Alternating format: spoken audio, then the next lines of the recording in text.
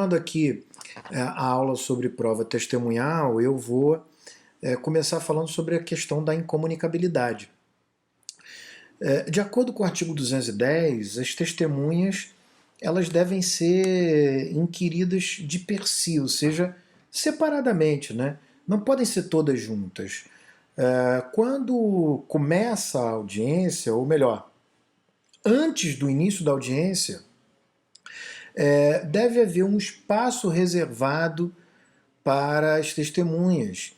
E, uma vez que elas não podem se comunicar na medida em que os depoimentos devem ser de per si, cada testemunha que vai saindo do espaço reservado, entra na sala de audiência, faz o seu depoimento, deve sair sem ter contato para que não possa se comunicar com aquelas que aguardam serem chamadas para prestarem o seu depoimento.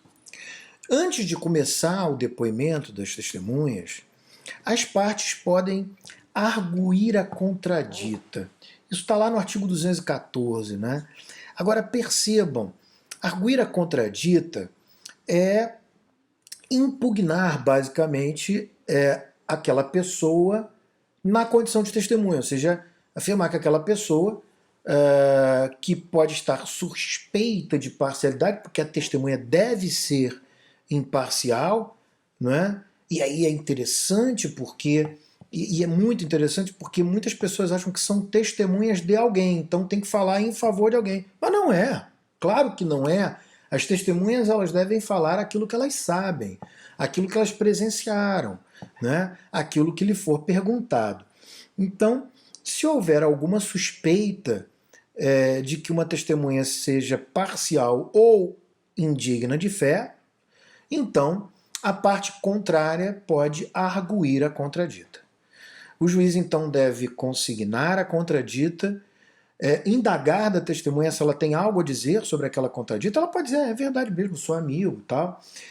E aí o juiz então, se acolher a contradita, deve excluir a testemunha, ou, e aí vem o problema, um problema muito sério, ou, conforme a parte final, o juiz pode não deferir o compromisso de falar a verdade, o que normalmente acaba acontecendo e torna a arguição da contradita um tiro no pé. Para ser muito honesto, agora falando da prática, né?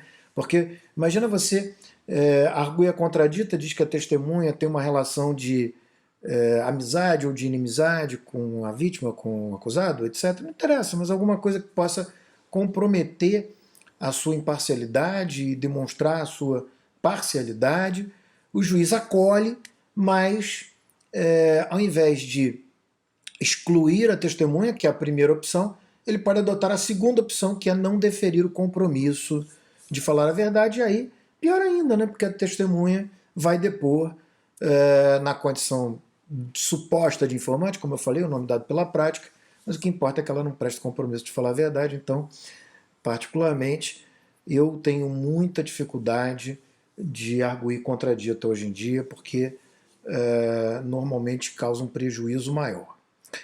Bom, ultrapassada a questão da contradita, então vai se iniciar a tomada do depoimento. E a partir de 2008, a Lei 11.690 estabeleceu um procedimento que insere o depoimento testemunhal no contexto do respeito ao contraditório efetivamente. Não é? Ou seja, até 2008, já não é mais assim, mas para explicar, até 2008, as partes não podiam formular perguntas para testemunha. Só o juiz podia fazer. Ele começava fazendo perguntas para a testemunha sem que as partes pudessem falar. Então ele diretamente com a testemunha, num sistema tipicamente inquisitivo.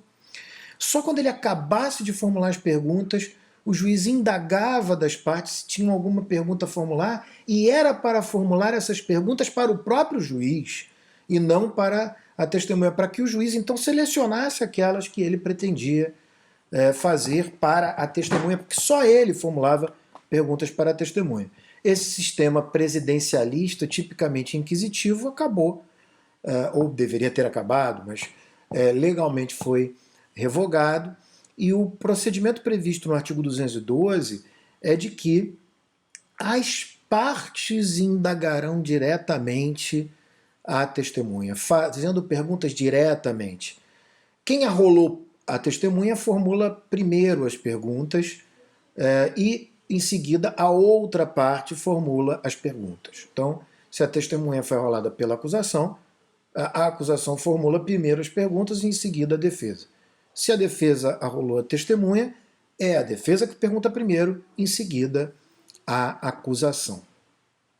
E só por último, sobre os pontos não esclarecidos, é que o juiz complementará a inquirição.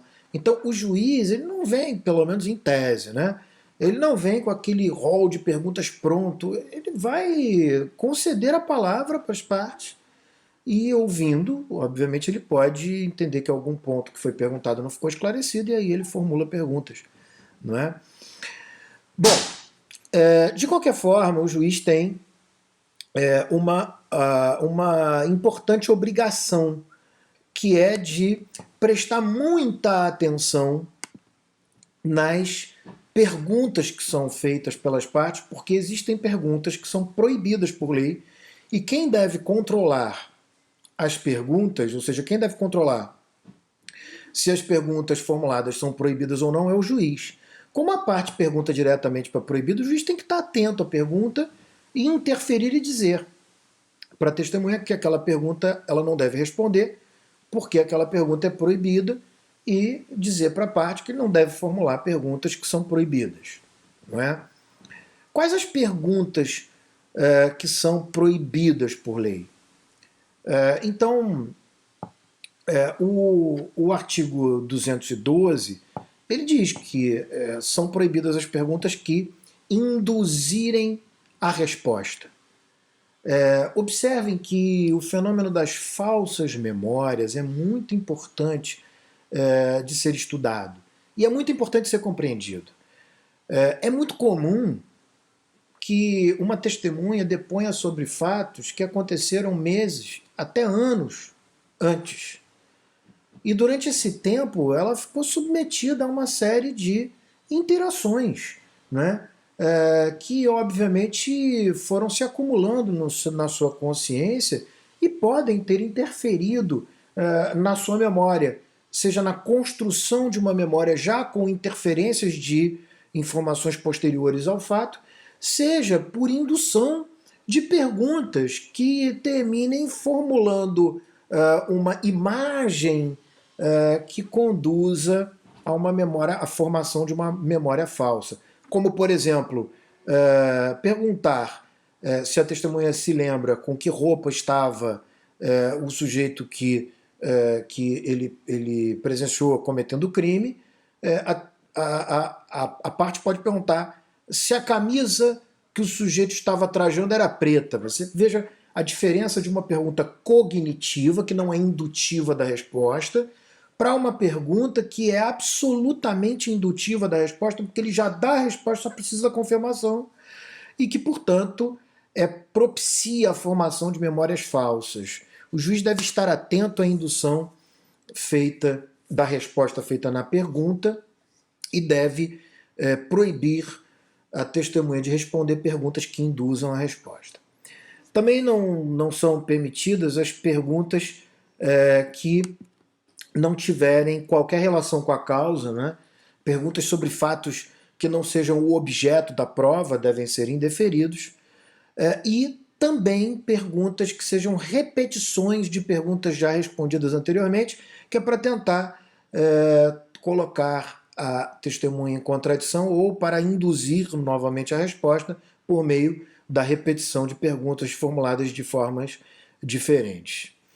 O artigo 213 também prevê uma outra proibição, que é a proibição de que a testemunha se manifeste sobre suas apreciações pessoais, ou seja, o que ele acha, né?